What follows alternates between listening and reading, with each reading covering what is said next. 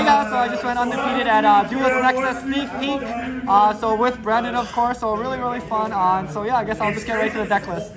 So of course, you know, pretty standard here. 3 Albaz and 3 Aluber, 1 Tragedy, 1 Clem. I was playing Adlib before, like for the NAWCQ, but I think with that plus Gimmick Puppet, maybe a little too much. But I definitely do miss Adlib. Double Cortesia, I always find the second one will come up, especially if you, let's say, have to banish like one of them for like Sanctify in some plays. So I definitely would recommend playing 2. I decided to play Kit. This one's, I don't know, it's a little iffy. I just want to make sure I'm, you know, as consistent as possible in terms of getting to Branded Fusion. 1 Merc, pretty standard. 1 Shroud Dragon, really good card, also pretty standard. Just 1 Lobelian, 1 Serenier, again, pretty standard. The Dark Magician, really key, I think, even now, just to get into Dragoon. And then, of course, the Gimmick, main deck for sure, just too strong. Hand Traps, I originally wasn't going to play it, but I kind of switched my list, like, last minute. I had the double Ash 1 Bell. This actually was supposed to be a 3rd Ash, because I'm not playing Cross anymore in this list, and I was playing Thrust, so realistically this should have just swapped out for 3rd Ash, but I forgot honestly before the tournament.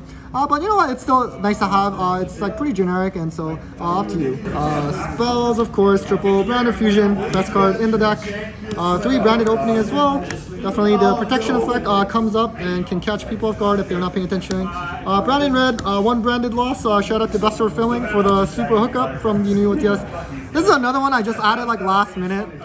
Essentially for the sneak peek, sometimes some stores allow you to play like Dune cards, some stores don't. And I was kind of worried if they were allowed to play it, then you know I might see some Dark World because of the new card for Dark World. So I didn't want to play into Droll too hard, and so I took out like the lures and tried to fit in something else. Triple Fusion Deployment, obviously self-explanatory, and I'm not playing the crossouts, but Thrust, but you know I decided to max out on the Nadir Servant because I did take out the Allures. You know, really strong card, like when Branded Fusion gets Ash and let's say you don't have Thrust. This is still a nice little plan B. Gold Dark Foolish, nothing too much to explain there. And honestly, one of my favorite cards ever. Triple Super Poly, so insane, I love it. I love this card. I hope it does not get limited, but it probably will at some point. And then of course, so we have the 1 call by and then just the double Thrust. Shout out to Eric for letting me use them. You know, to be honest with you, it never came up during this tournament, but it's just obviously really good. And I also like it because, you know, compared to Crossout, obviously being able to resolve Crossout and like going first is better than having Thrust. But at the same time, going second, this provides more flexibility because let's say, for example, I'm just playing like the 1 evenly in the main. Like you can get access to this in game 1, which can be really good. But of course, the best one really when you're going first and you get hand trap is the Fusion Duplication. I hard drew this instead of like the Thrust, and that actually came up and was a deciding factor because I was able to Gimmick Lock on my opponent's turn instead, even though the Branded Fusion got Ash. And just the other traps, I decided to just stick with the 1 Imperm and the 1 Retribution. The reason for this was because, you know, I wanted to play something like, let's say, D-Barrier or, let's say, Daruma Cannon for going first options post-side with Thrust.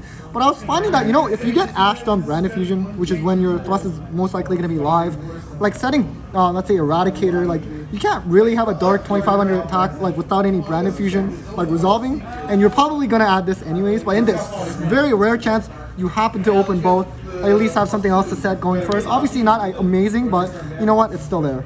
Moving on to the extra deck, this is probably pretty plain vanilla. Double Albion, 1 Lobelian, double Mirror Jade, 1 Sanctifier.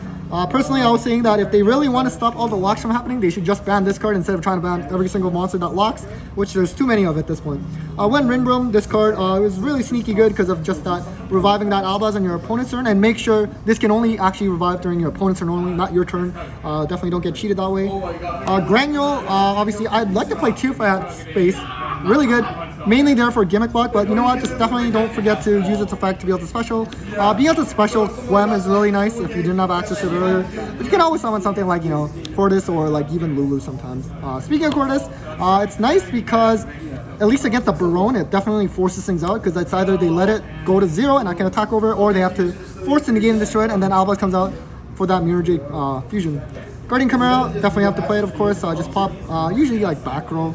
Especially like, let's say you Gimmick Lock them and let's say end phase, even if they were going second and they set something like Rivalry or like, let's say Grave of the Super Ancient Organism, like you're probably going to straight up lose even when you Gimmick Lock them. So you have to have a way to pop some back row if they set it on their end of their turn. Dragoon, of course, MVP. Fun fact, you can actually reveal this for Fusion deployment, special summon Dark Magician. I actually did that recently just so I can attack over Sprite Carrot. Or even sometimes, let's say a 3 material Appaloosa, it's at 24. That might actually come up, and it's definitely done for me. Super Poly targets, Mud Dragon, Garura, Despia. Next format, Super Poly is going to be really good. Let's say Inferno World, they're all Fire Warriors. And if Mana Diem actually does end up going for that Calamity lock, then you can play something like Draco, Exquisite, whatever, in like your side at least, and that can out like a synchro, like the Barone, as well as like I think the Crimson Dragon. And speaking of synchros, we have Lulu. I don't think I've ever really summoned this card like ever realistically. It's really there just to dump off Nadir Servant because I really like getting Cortesia on board, especially when I get Ashstone Brand Infusion. And lastly, to the side, double Dark Ruler, 1 Feather Duster, 2 Cyclones. I was originally playing 3, I had to cut some space. Double Evenly to round out the 3 in the main, or the third one in the main. I decided to play Droll again. I wasn't sure for this event if they would allow DUNE cards, and in which case I was kind of worried if someone would come out and play Dark World, which we actually did have one player. Double Santa Claus, the worst rarity in the game. I think it's fine. You know, something like Pearly, I was kind of worried of being able to out it. I was like testing on Nibiru just like not that long ago. I decided to go with this. The nice thing too with this is that like let's say you get Ibly locked. This is a level 6 unlike all the Kaijus which required like 2 tributes. So you can at least like tribute over your own Ibly for example just to summon this so you're not Ibly locked. This one I'm probably gonna cut. For this event I just decided to go with Jinzo. I mean, Labyrinth, I don't know. I don't like that matchup. I know a lot of people say Branda has a good matchup against Labyrinth, but I mean, I just really hate going against that deck. So I decided to do that. And third can be only one. This card is usually really MVP. Typically, I was playing 3 of this. I'm going first. Very strong against a lot of decks, especially if you're like, let's say, facing any rogue deck too. You're probably just killing them. And this deck can play under there can be only one very, very well. Okay, so that was it for the deck profile. Hopefully you found that helpful. Shout out to all my opponents. Shout out to Game Shack for hosting a great tournament. And well, take care, guys.